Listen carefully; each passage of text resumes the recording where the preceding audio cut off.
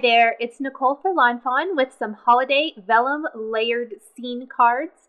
The card with the two bunnies here is a card I created probably about 1.5 years ago, and I didn't have a video to go with it, and it's probably one of my most requested videos. And so I thought I would create a video here today, and while I had my supplies out, I thought I would go ahead and create 5 cards, all the same background scenes, just with different greetings and animals. So I've used quite a few different animals. The little bunnies are, of course, from the Snow Day stamp set. This was from the 2014 holiday release. This deer here and the sled and the penguins are going to be from the Toboggan Together stamp set from the 2015 release. I'm stamping all of my images on smooth white cardstock using the Lawn Fawn black licorice ink. And then I'm going to be coloring all of these in with Prismacolor colored pencils today. The little stack of snowballs is also from the Toboggan Together stamp set.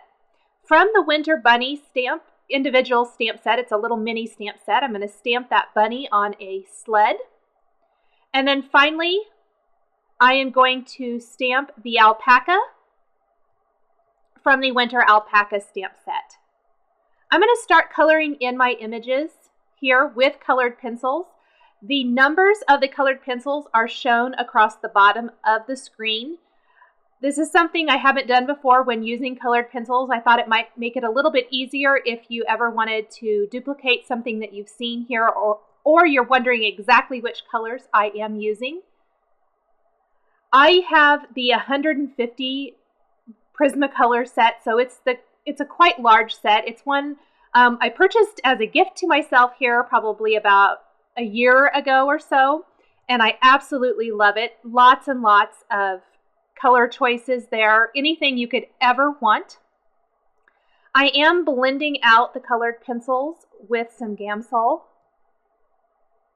to make the colored pencil lines really smooth. You can see I don't have to color in the images really nicely. It's more just laying the color down and then using the stump pencil and Gamsol to blend out all of that color. I tried to color everything of similar color at one time. So the cute little reindeer and then one of the brown bunny. That way I can clean off the tip of my stump pencil once and then move on to the next color. The gray bunny, the colors again are shown across the bottom of the screen.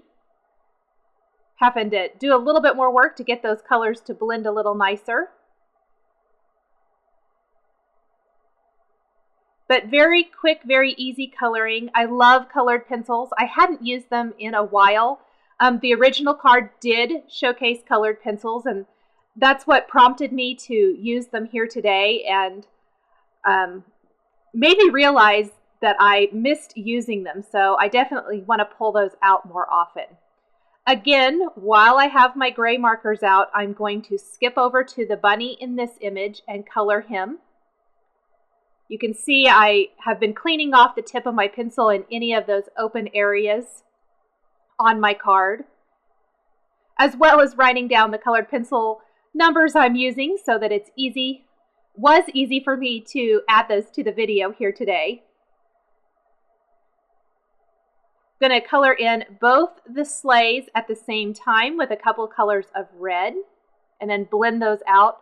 Red really is a little bit more difficult to get off the tip of a stump pencil, and so I like to make sure I do anything that's going to be in red all at one time. And I usually keep one tip of my stump pencil for doing reds, oranges, pinks, things like that, so that I don't ever have to worry about cross-contamination. Now, I did realize I forgot to color in my alpaca with the light gray colors when I did the bunnies, which was kind of unfortunate. So I went ahead and I'm going to go ahead and color him in now. Again, just blending out that color really well. I usually keep a tip of my stump pencils. I have a couple different ones. One for more like the neutrals, the grays, and browns and things like that. Then I have one for, like I said, reds, oranges, pinks, and then usually a tip for yellows, and then one for blues and greens. Go ahead and skip over here to the orange on the beaks and feet of the penguins. I'll use that tip that has the red on it already. Just cleaned it off a little bit. Then I'm going to color in my penguins with some darker gray Prismacolor pencils. Add a little pink to the cheeks and a little light gray to the tummy areas. And I'm going to want to make sure and do that stomach area first with the lighted, because it's much lighter than the rest of the penguin will be. And then I can move over to the rest of the penguin and blend all that color out.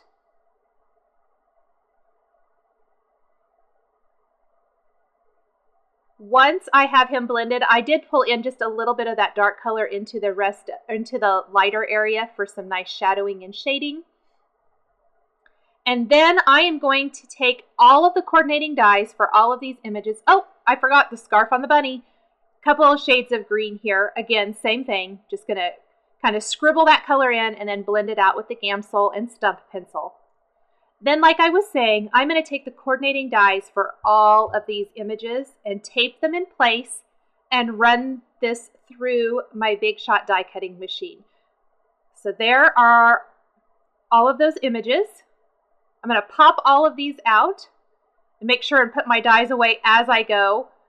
The dyes are so small that I use a magnetic sheet on the back of where I keep my stamp set in the little envelope pocket. And I like to make sure and put them back as I'm finished with them so that I don't lose anything. A lot of the dyes are so teeny tiny and can easily be misplaced.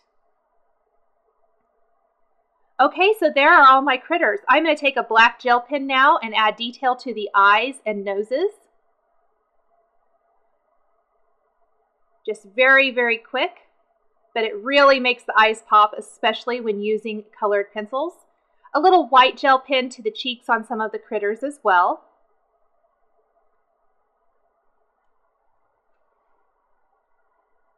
Then I am going to stamp all of the trees for all 5 cards. Each card has 11 trees. Oh, some glossy accents on the feet and beaks of the penguins as well. That way I can set those aside to dry.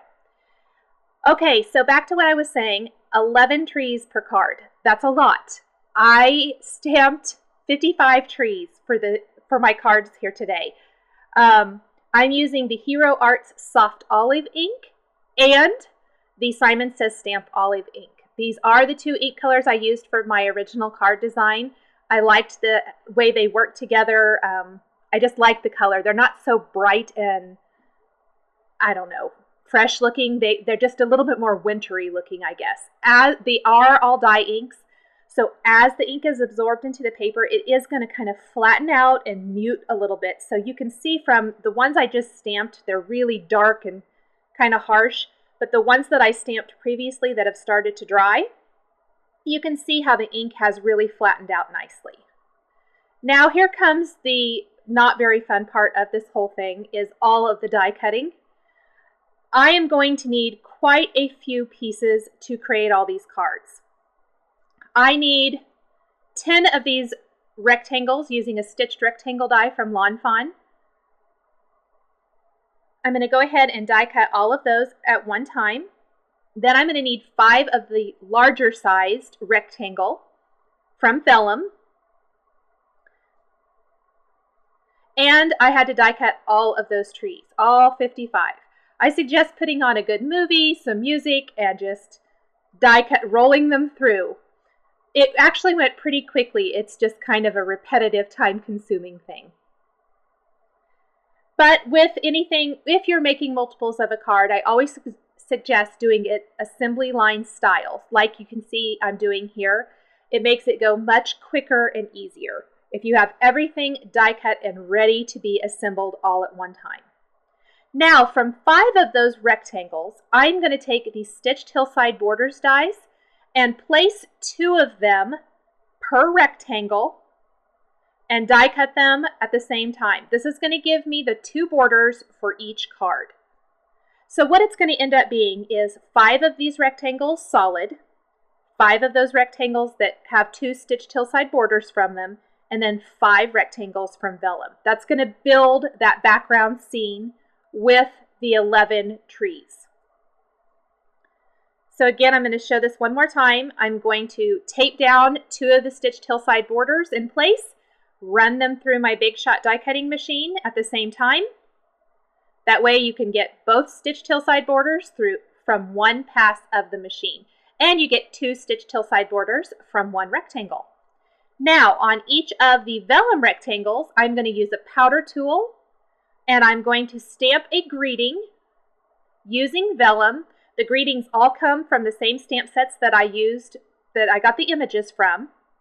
I'm going to stamp the greeting with Versamark ink, sprinkle on gold embossing powder, then take some little snowflakes from one of those stamp sets, either the Toboggan Together or Snow Day stamp set. They both have little snowflakes, and stamp a scattering of snowflakes over probably that top half portion of the vellum rectangle, just kind of here and there. Sprinkle on white embossing powder on all of those rectangles. Try not to sprinkle the white embossing powder over the gold, since I haven't heat set that yet. Tap off the excess and then heat set that. So I'll show that again. The Merry and Bright was from the Snow Day stamp set. This Merry Christmas stamp is from the Toboggan Together stamp set. And it's going to say Merry Christmas and Happy New Year. So I'm going to stamp both of those greetings just for a little variety. You could definitely do all of the same greeting if you wanted to. I almost started stamping those snowflakes, and I realized I wanted to go ahead and stamp that additional greeting right below the Merry Christmas. Sorry, I'm trying to get that lined up, and my head got in the way of the video camera. I'm going to do that 2 times, that same greeting for 2 of the cards. The greetings, for the most part, coordinate back to the stamp set that I got the images from. And again, I will stamp those snowflakes all around the greeting and then heat set everything all at once. A good tip for using your heat tool and any paper, but especially vellum, turn on your heat tool, your heat gun, hold it there and let it heat up really well, and then take it to your paper. Your paper will warp a lot less. For this design especially, it is crucial that your paper doesn't warp a whole lot, because there's not anything really supporting the upper half of the card. And you'll see that here in a little bit. This is the Winter Alpaca stamp set greeting that says, "Baby, it's cold outside, alpaca my scarf." I just love this stamp set. I've used it several times for projects this year. You've probably seen them if you follow me at all, and I just think it's so super cute. I love the little play on words and the images, or the image. Again, same thing that I did before, just adding those snowflakes, and then I will heat set that. Once all of this embossing is done, we are ready to put the card set together. The first thing that we are going to want to do is take our solid white rectangle and adhere one of the stitched hillside borders to that with foam adhesive. Then we're going to place 6 of the trees directly to that background. I am using glue dots to attach these. You can do it in any order that you want to. There is no right or wrong. But I kind of want 2 on the left side, 2 on the right, and 2 kind of off center. Next, I'm going to place some foam adhesive along the bottom edge only. Remove the backing paper and adhere my vellum to that. This is going to give that great Wonderland type snowy forest look. Then I will attach the vellum, or the other stitched hillside border, right to that vellum, and attach my trees kind of back behind this border and in front of this border, kind of offsetting from the ones in the background, so you can really see that forest scene building up. I'm also going to attach the critters for the card here right on the foreground of the design. So this one has the cute 2 little bunnies. Now you might be wondering what's going to support the back the vellum there on the upper portion of the card, since there's only foam adhesive on the back. I am going to cut some teeny tiny little strips from my Scotch foam adhesive roll, and I am going to just pull back that vellum a little bit and tuck them back behind the trees. That is how you're going to hide your adhesive to give that upper portion of the panel more of a secure type of look. So here you can see I'm just placing little pieces of foam adhesive back behind my trees. You don't even have to do all of them if you don't want to. I did it like probably, four of them per card, I think, just to secure that. And there you can see all of the layers. Go ahead and place adhesive on the back of this and place it on a white card base, and that is it for the card. So to do this assembly line style, here you can see I've attached all of the first snowy hillside border to the white rectangle with foam adhesive, placed adhesive, and then put the trees in place. Place that foam adhesive along the bottom edge of each of the panels again, and now I am securing the vellum in place and then attaching the stitched hillside border on top of the vellum and attaching the rest of the trees. So it's just a process. You go through and do this for each of them. Once you get going, it doesn't take near as long as it looks. The majority of the work is really the coloring of the animals and die cutting those. Really, really fun. I hope this has inspired you to create some of your own snowy scene type of holiday critter cards. And I thank you for joining me today. Thanks for watching this video showcasing Lawn Fawn stamps and dies used to create winter-themed layered vellum scene cards. Please visit the Lawn Fawn blog for more information. Thanks for watching.